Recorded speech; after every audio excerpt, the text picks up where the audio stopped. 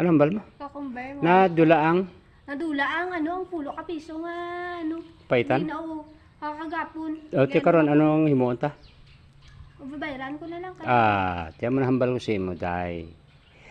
Ang madula sa imo bay ilang tao ang nadula kay utan to. Ano to mong Wala problema mo na hambal ko sa imo kung tungod sina ka halimbawa nawalan ka ng ganong halaga kahit pa 100, 200 hayaan mo na yung nawala.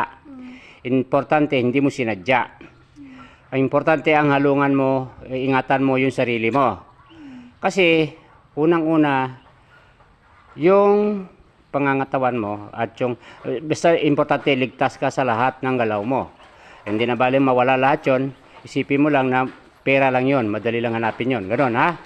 O ganon ang gagawin mo ha? Yan ang isipin mo ha? O, okay ba? Oh, te pila na tada ko mo.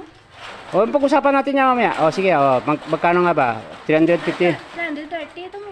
O, 300. 30? O, 320 na lang. Ha? 320 na lang. Sige. O, okay na? Okay. O, ngayon, gusto mo bibili ka o hingi? Mahingi ako ng cucumber kag alagbati. Tapos? Matiyag ni Papa, 60 lang ako ni ako nga pinensya. Kululuoy man nga bata man. Wala kaso, sige na ako na bahala sa imo. O, amo na o. Tagaan lang kita sang pipino. Kapag nagtagani ko sa iban nga wala ko pulo sa ila, ikaw pa ayan nga mapuslan ko. Ikaw pa ganiya, gabendor ko. Te karon ano himo ta? Tagaan ta na lang ka. O, te okay na. Okay na, mababay ka na. Ayun ang video. Oh, sige, gwapa ka man mo. Sige na.